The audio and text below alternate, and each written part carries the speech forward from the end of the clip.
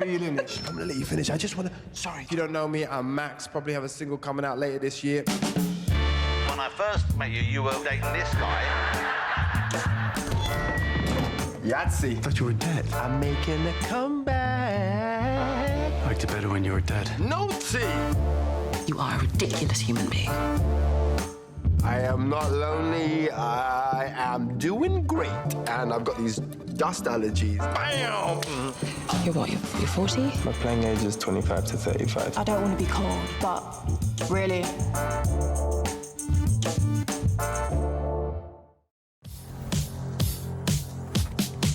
They'll love you when you're up. They'll fit you for a we made it, baby! But now you're giving up. Oh, you're coming with me! You're a king of clowns. A king of clowns. This city knows how to party! This guy drunk? What's going on Are you here? a king of clowns? Are you a king of clowns? Don't see. Hello and welcome to this BFI at Home event. My name is Rhianna Dillon and tonight I'm talking about the Channel 4 comedy series Maxxx with 3 X's about former boy band member Maxxx, who is attempting to reignite his career and make his ex fall back in love with him. With me tonight are the cast and crew of Maxxx. We have O-T Fagbenle, who is the writer, director and star of Maxxx. O-T, welcome. Thanks so much for joining us. We also have Luti Fagbenle, who is the executive producer and also plays Rico, who is another member of the former boy band. Hi, Luti. What's up? Pippa Bennett-Warner is joining us, and she plays Tamsin, who has Maxxx thrust upon her in a management position. Hi, Pippa. Hello. Hello. And also Helen Monks, who plays Rose, who is Maxx's cousin, but has a slightly incestuous fangirl obsession with Maxxx. Hi, Helen. Hi. And finally, we have Nick Collette, the director of Maxxx. Hi, Nick. Hi. Hello. Thank you all for joining us. This is really, really exciting. O-T, I want to start with you. You have created a pop star and his legacy essentially from scratch. He feels very recognizable, though. We come to him midway through what is some sort of crisis. Where did you start with Maxxx? Well, I guess, you know, I was doing this play a few years ago where I was getting to play this really kind of like maniacal, egotistical character. I was having all the fun in the world with it. And I never really get to play those kind of parts on TV very much. And so I started thinking about what kind of part I would like to play ideally. And, you know, I think that was kind of happening at the same time as all this kind of social media was really, really taking off. And we were getting so much of our kind of, I don't know, sense of self through other people's likes and friend requests. And I just kind of, I guess the confluence of those two things kind of brought Maxxx into the fore. That and a terrible heartbreak. And that soup, I guess I mixed together and out came Maxxx. How difficult was it to write a pretty unlikable, narcissistic anti-hero that audiences would still root for? Yeah, you know, I think the UK has this amazing tradition of these anti-heroes, and I kind of went back and studied them from, you know, Blackadder to Fawlty Towers, and we've got Ricky Gervais and Steve, and so there's so many, and so I kind of just studied those masters and tried to borrow, beg, and steal as much as I could from them. And Luti, were you on board from the beginning? Was your production company always going to be the one to take Maxxx forward? Yeah. So we met with Channel 4 a little while before O-T cooked up the idea, and we were talking about making something comedy with them. And I went back to O-T and I was like, they've got this idea, but we can come up with something better. And that's when he went away and came up with the genius, which is Maxxx. That's incredible. So how hard was it to sort of pull everything together from your perspective? Because you have some pretty big deal people in this. Yeah, I mean, a lot of the sort of celebrity stunt casting was definitely down to OT's balls of steel, sort of just using every moment and opportunity. And I guess the two of us just being able to have that kind of synergy and connection to take some chances and shoot unscripted moments, knowing that we would come up with some gold and make it make sense afterwards. So hopefully it makes sense to you guys when you watch it. But yeah, putting it together was a real challenge. You know, I come from a background of making music videos, so most of the stuff I make is 3 minutes long, and now we're making a whole TV series. So it was an amazing experience, but ultimately it was kind of a blessing, to be able to do it with my big bro, who obviously I get along with really well, but also to be able to take a lot of the influences stylistically and creatively and just solution-wise from producing high-end music videos and try and take that to a space which is very different, which is comedy television. And it kind of worked. And Nick, at what point did you come on board, and what was it about Maxxx that you were drawn to, that ignited something in you? Well, I came on kind of well after O.T and Luti and the gang had made the Blaps, the Channel 4 shorts, which kind of kicked it all off. And then they were developing those scripts for a while. And I got sent them.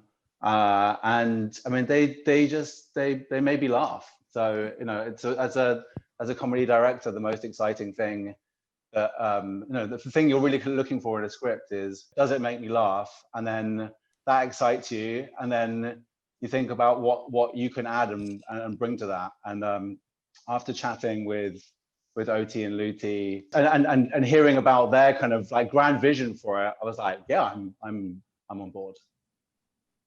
And Pippa, how did you work with O.T to create and fully flesh out the character of Tamsin? Because I feel like we get a little bit more from her each episode. Good question.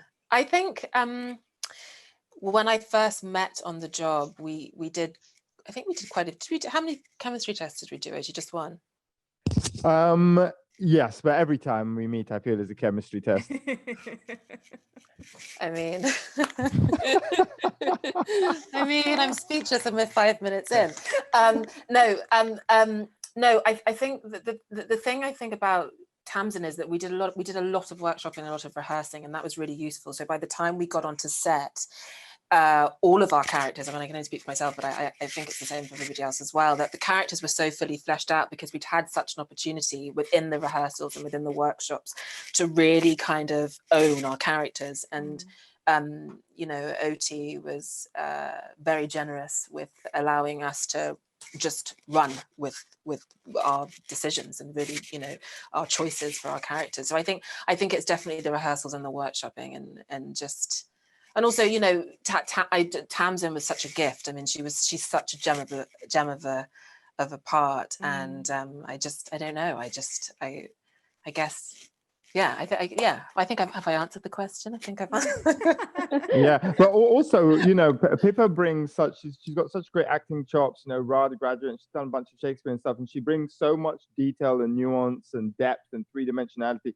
She really kind of brought Tamsin to life in a way that was even greater than I'd hoped for when I wrote it. Thanks, O.T. That's really sweet. I've got to say also, Rose is pretty out there. And Helen, from working on the pilot from the Blaps, what were you most looking forward to about spending more time as Rose, who is so much fun to watch? She's so much fun, and it's great. I'm so excited to retrospectively watch myself being able to touch lots of people, because obviously we're not allowed to do that anymore. So I'm really grateful that we made her such a sensory person, which really did come, you know, from the Blaps. But like Pip says, we did so much workshopping, and I feel like as well the fact she's genetically related to Maxxx makes loads of sense because they share quite a lot of qualities. I think they both feel that talent and beauty is sexually transmitted.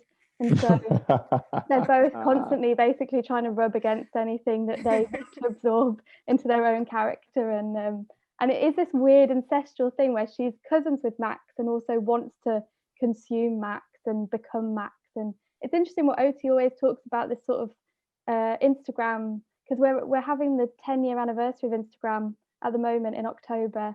And it also sort of coincidentally, I think, falls with the 10-year anniversary of culture dying. And it's really interesting that I feel like that's such a teaching point for Rose, where she's of my generation, which is remembering a time before Instagram, but also being sort of pulled towards this generation that, you know, we talk about Instagram completely changing our architecture and our businesses and the way we build cafes. But I think particularly with Maxxx and with Rose, it's literally changed the architecture of their minds. They're so programmed to be so like visceral and sensory and wanting something that doesn't really exist. It was such a privilege to play. She was just so fascinating and also so much fun. So thanks. You know what, Melissa, my absolute honor. But you know what's so ironic to me, and I think about this all the time, is that, you know, Helen plays this character who doesn't seem like the sharpest tool in the box, but Helen is probably the smartest person I know. Like, she's so smart and erudite. And actually, outside of Luti, really, Helen has been with the project the longest, because we did the early blaps, and you know, from then on, I was like, team, you know, like this, I can't do it, you know, she's got to be there. And so, yeah, just brilliant. Sorry if I just wanted to point that. Thanks. I love that you're talking about these sensory characters. I'm envisioning your workshops just being you rubbing up against walls and floors and each other. Like, what was the work? You know, these workshops sounds really impactful. Tell me about them.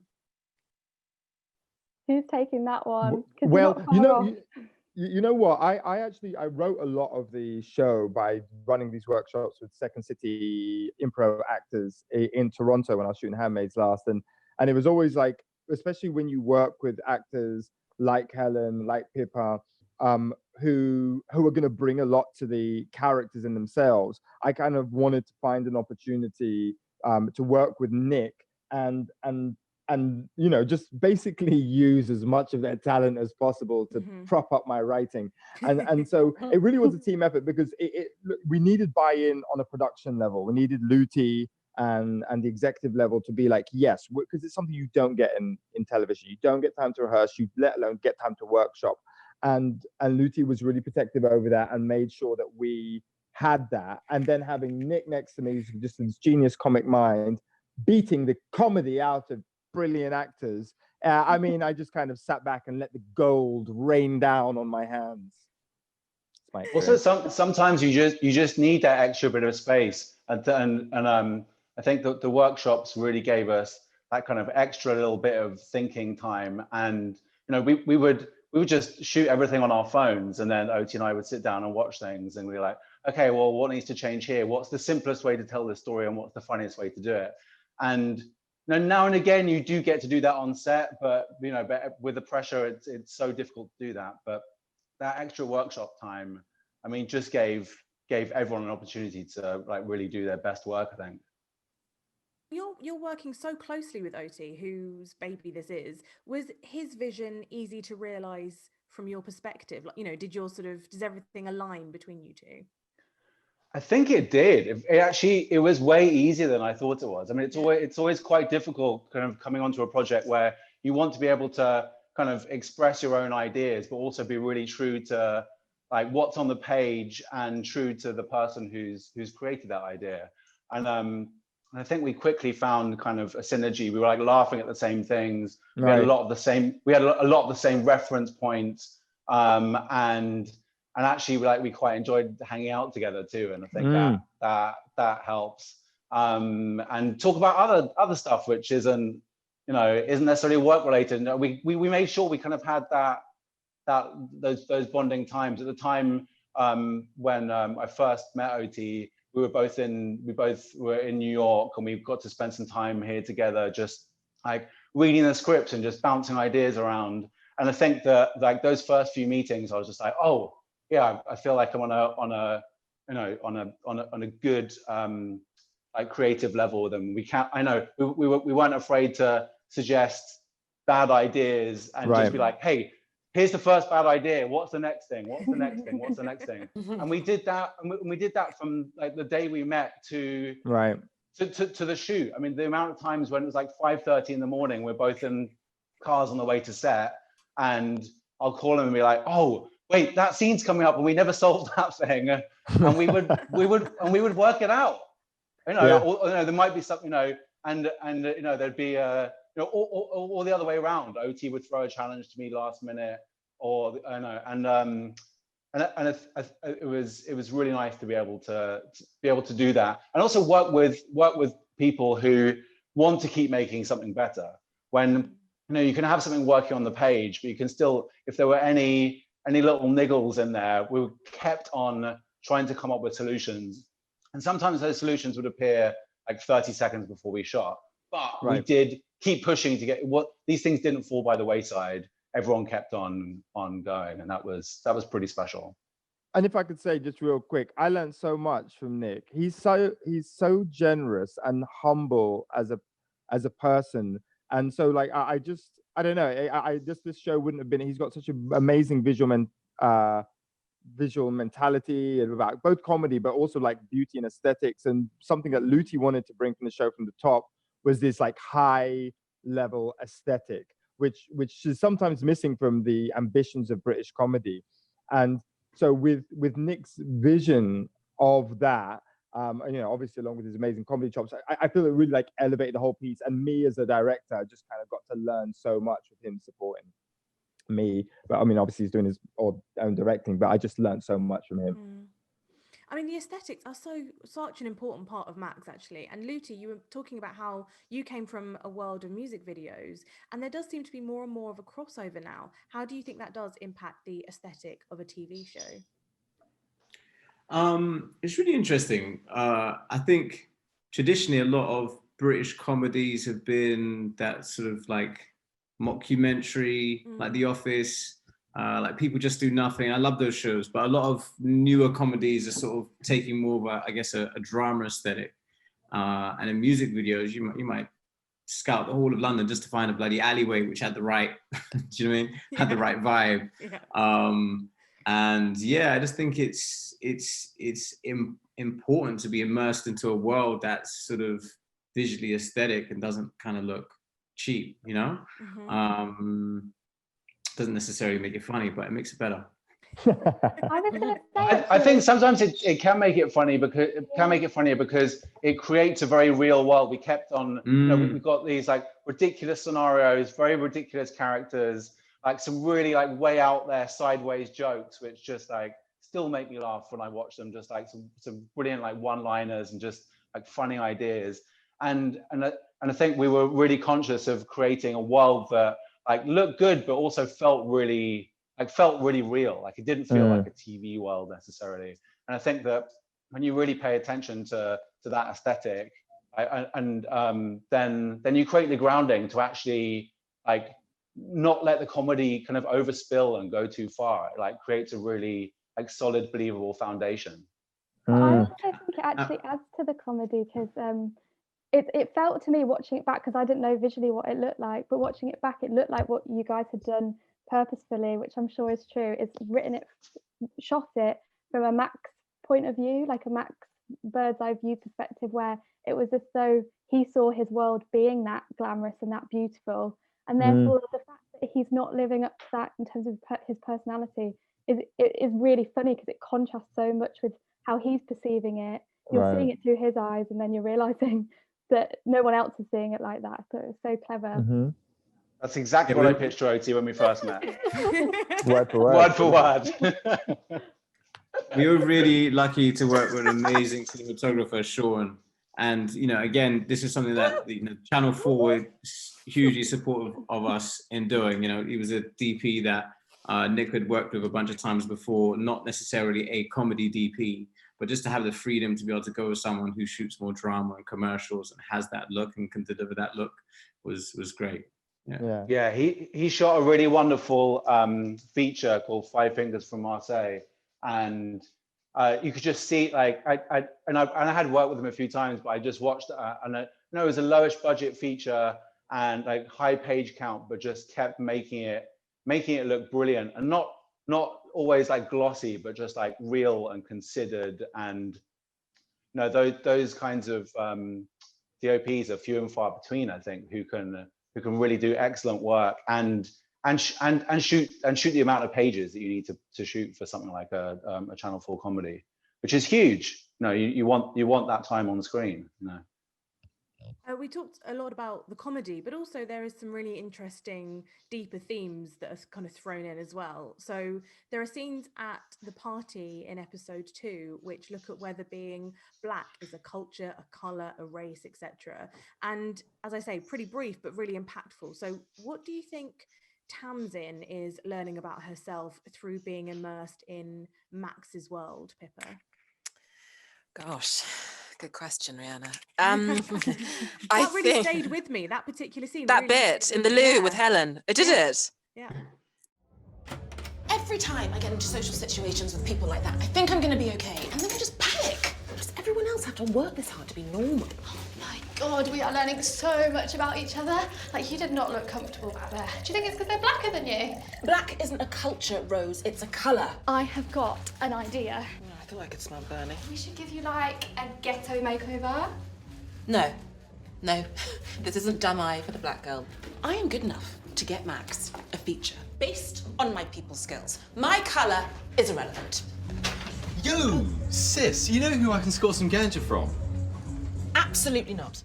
Yeah, I mean, I think, I don't think Tamsin's ever met anybody like Maxx before. And the fact that she's been saddled with him and is kind of responsible for him is you know, she's having to deal with that. But I also think, you know, not questioning her Blackness, but kind of looking at her Blackness through a, you know, possibly through a different lens, and kind of her Blackness isn't what other people might assume Blackness to be. And I think in that moment, there's a moment earlier when Rose says to, I think it's the beat before, like Helen and I, where Rose says about, what did she say, that you're urban or something? Yeah. And then Tamsin's like, well, what about me as urban? And it's like, oh, just because I'm Black, you think I'm urban. So I think it's that whole thing of, you know, being Black. There isn't just one way to be Black. There are, you know, it's a kaleidoscope of ways to be Black. And I think, you know, personally, it's definitely something that I can relate to. And you know, Helen, Rose is one of the few white characters in the show, and although isn't racist, she does throw up some recognizable problematic casual racism, like what Pippa just said, calling Tamsin urban. Do you think that she's going to hold a mirror up to some viewers and make them sort of question what they say and think and throw out?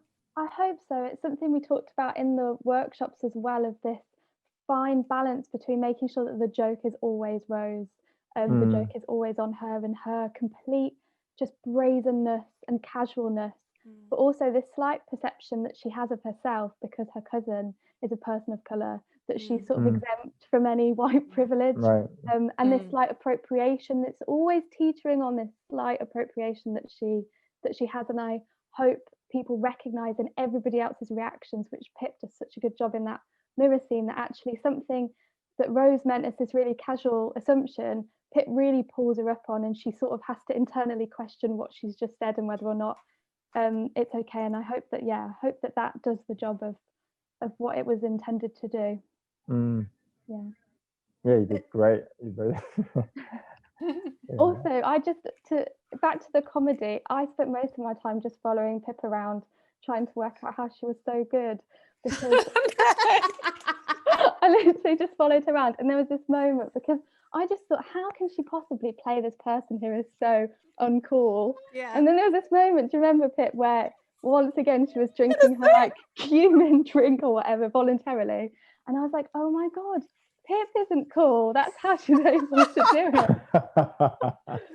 It was such a revelation. Of course you are, but Tamsin, I think, channels this thing that everybody has, which is this awkwardness and feeling out of place, and you don't assume it when you first look at her that she's going to feel that way, and then as you get to know her, it's such good acting. So I mostly just followed Pip around, working out how to be as good as her. Oh no. Oh dear. I'm a loser, basically. I'm a loser. Yeah, you've been outed as a loser. Yeah. Sorry, Pip. It's okay. There's also like this love story between Amit, Max's son, and Rox, who he meets at a party, who identifies as non-binary. And what feels really important is that there are no overt conversations around that. It's just teenagers falling for each other. Do you think that we're going to see more and more of this kind of representation? O.T, let's go with you. Yeah, I hope so. I mean, it was something that we were quite conscious. I mean, there were discussions about it. There were definitely pressures for us to put in more conversations about the non-binariness of it. And I just kind of, I had been part of a gay series Looking, maybe 7 years ago. And that was quite an expensive series, but I felt like at the time, gay shows were talking a lot about being gay kind of thing. And now I feel like culture has moved on so much that, of course, the issues of sexual identity and the issues of sexual orientation are by no means sorted. But I kind of just wanted to give space for these two young lovers or love interests to just connect with each other and that be the interesting thing, and that there was enough in that story to be. And we had these great actors, young actors, bringing that kind of, I don't know, frisson between each other to make it bubble. So yeah, I hope so. But it was something that we wanted to do consciously, and yeah. Yeah, and we definitely dialed back a lot of the and anything which we felt like dialogue-wise which felt on the nose to do that. It's something we worked out quite well in workshops. I think was just being like, when we saw them together, when we finally cast them together, and we're like, well, actually, just them kind of goofing around and being young lovers was just enough. There was no need to like over explain anything. It felt unnecessary and patronizing to do that. Do you think that TV is quicker to implement that change than the film industry? That's a thought that I had going through my head. Nick. What? Yeah, potentially. I'm not sure really. I actually struggle to answer that question. I think that there's something about TV and the kind of how quickly you make it, and actually how sometimes a lot of those decisions you don't really get a chance to like massively overthink. You just have like you're working under such pressure that you just kind of have to get on with it. And I think that in those points, if you have people who are like just generally conscious and interested in these things, then you react with your gut. And I think we did a lot of that, which is just like, oh, what feels right here, and also speaking to each other and speaking to the cast members and being like, oh, what feels right in this situation, what feels just like a fair and a nice representation of people. But also, I like very waffly answer. Sorry. I like playing. It's a bit of a mean-spirited game, but I like playing guess how long ago the elevator pitch happened for films, because I do think, 7 years the average film takes, and I think sometimes you can tell when people are trying to respond to a culture rather than just writing what's a good story to write, and when they're trying to cash in on a movement or on representation, and you can sometimes tell that, oh, this film started being made 7 years ago and it's now trying to have it, trying to be part of that culture. Whereas what I love about Maxxx, I mean, obviously 2020 happened, so lots of culture has not caught up with the year that 2020 happened, but it does feel incredibly present and now, doesn't it? Not because it's trying to be or trying to be part of a movement or trying to be representative, but just because it was made now, and it.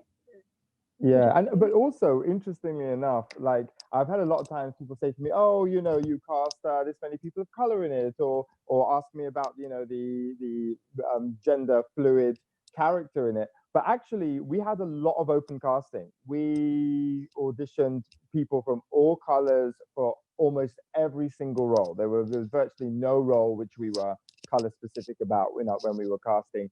And similarly, we auditioned a number of women for the part that Sunny ended up playing.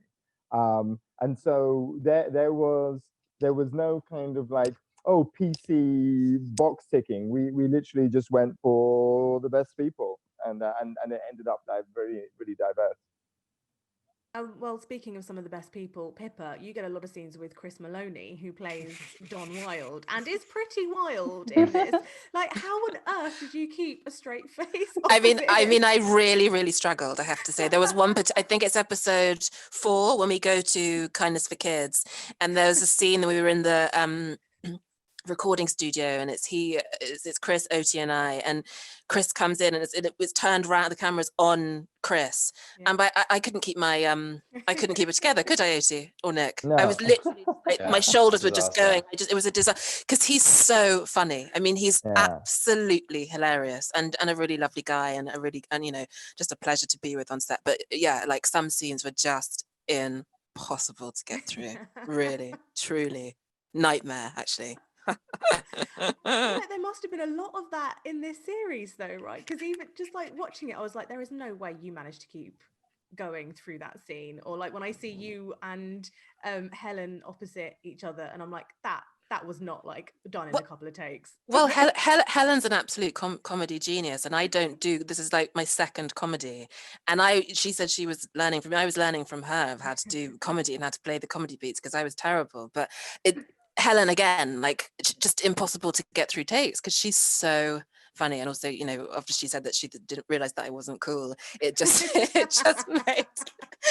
made things so much harder to get through takes. But no, honestly, it was just, and O.T as well would just throw in little things. And I think actually in the episode 3, I think it's called the ABC scenes, and there's one bit where O.T turns around to me, and I know that it was a line that he put in, and the laugh that's made the cut is a genuine laugh, because I was not expecting him to be like surprised or whatever he does, and I just lost it because it was really funny.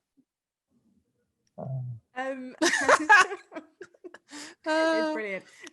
There are also, like Luti, we were talking about, how you're like the cameo king, like you were in charge of celebrity cameos, of which there are so many. But how did you approach people like Larry King? Yeah, so basically O.T was on Larry King. Obviously he does The Handmaid's Tale, and that affords him some pretty cool press opportunities, and one of them was being interviewed by Larry King. And so he would sort of just let me know these moments are coming up, and we'd brainstorm a couple ideas, and you'd usually come up with something hilarious that you could do on set. And then there was the pitch, and O.T could probably tell you better himself, but basically, yeah, it's kind of like a turn up on the day and say, hey, after we do this interview, any chance you could do this quick 5-minute thing for my TV show? Like, what? It's like, trust me. And that's basically how he did it. And then a lot of chasing the lawyers afterwards to try and get it signed off. Right. Eventually happened. Yeah, I mean, I tell you what's funny is because I would, just one of the things I learned from this whole process is that like there are certain people who have a very closed mentality about what's possible. And so, for example, with Larry King, we at some point were working with another producer, and the producer was just like, oh, well, you filmed it, but we'll never get permission for it. You'll know. I tried, I contacted the lawyers, they've said, no, it can't be done, it can't be done, it can't be done.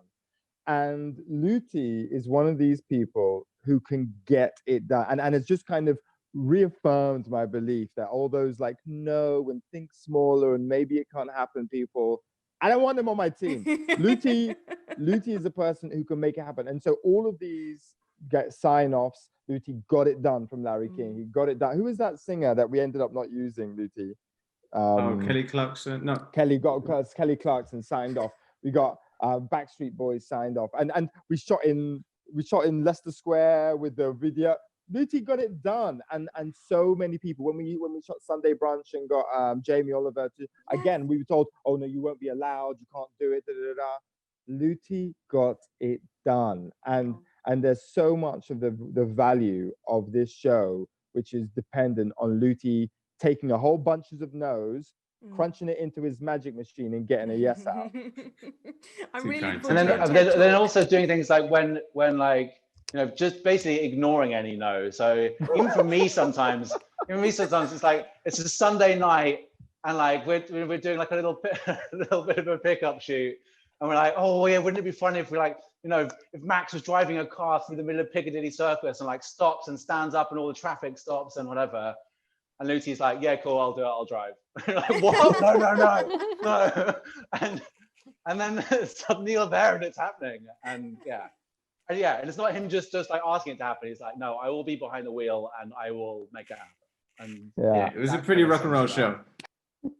Yeah. And also getting Jourdan Dunn playing your ex Jourdan. I mean, that is it's a big catalyst for Max reigniting his career. But was a supermodel always on the cards to play your ex?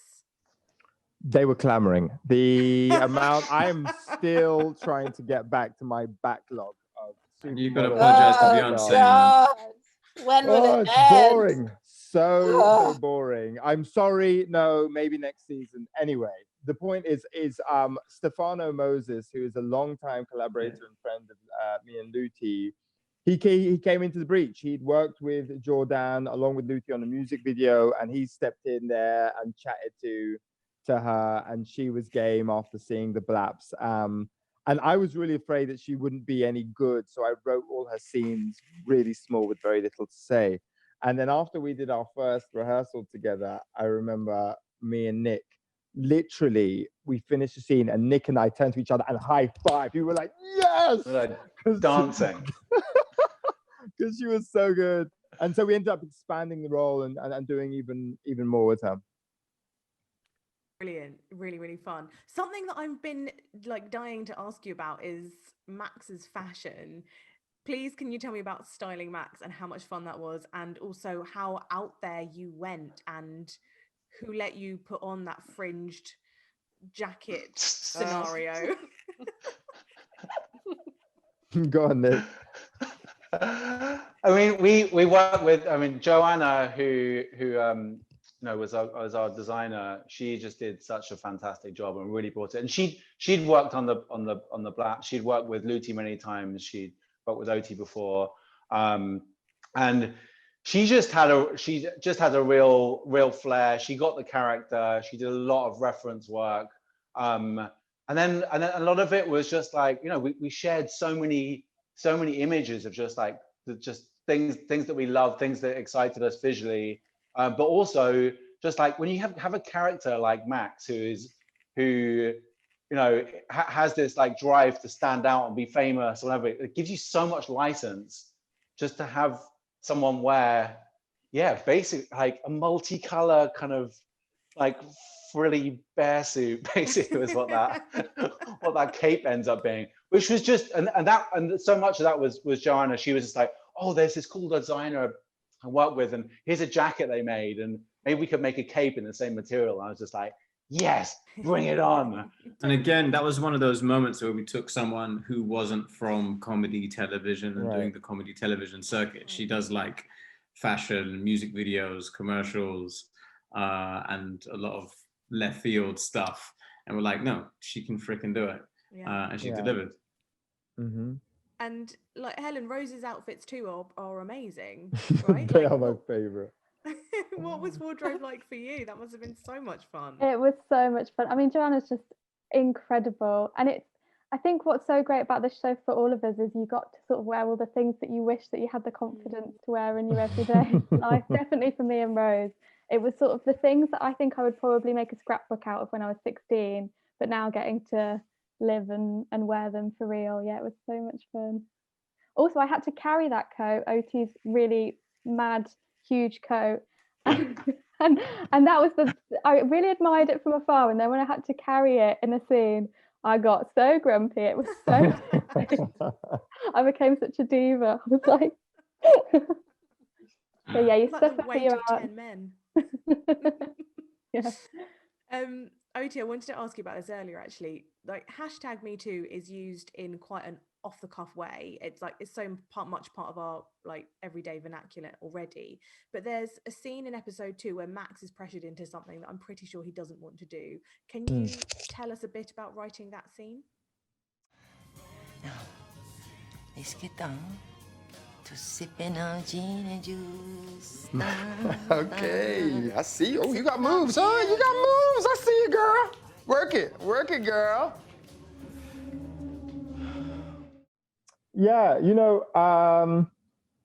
I guess it's an interesting thing. I mean, I guess there were two parts of it. One of them is like what one is willing to do to bring forth one's career, and I think for Max, he was under some pressure there, and it's this kind of like, it's a very, I guess, morally challenging situation now.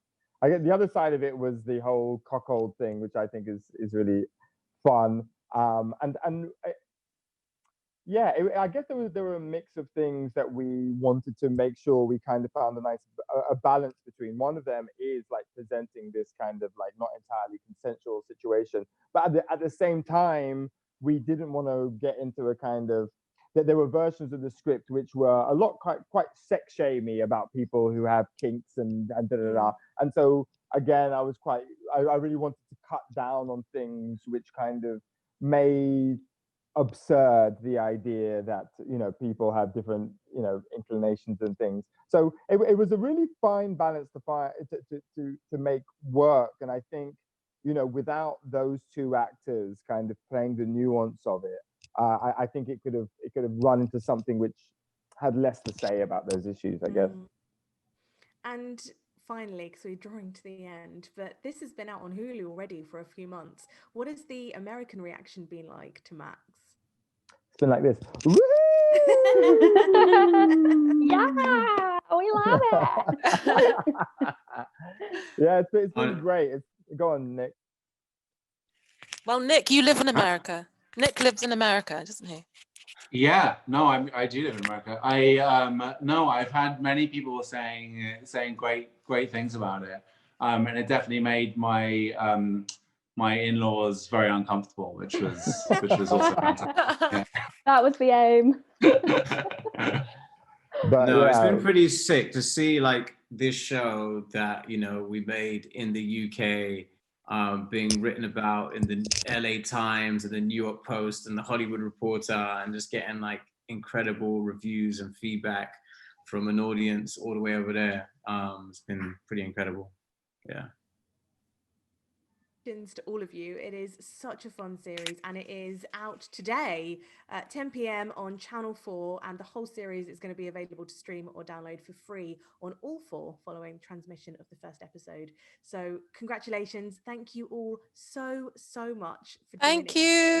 Thank you. Bye. So much fun. Wonderful. Thank you.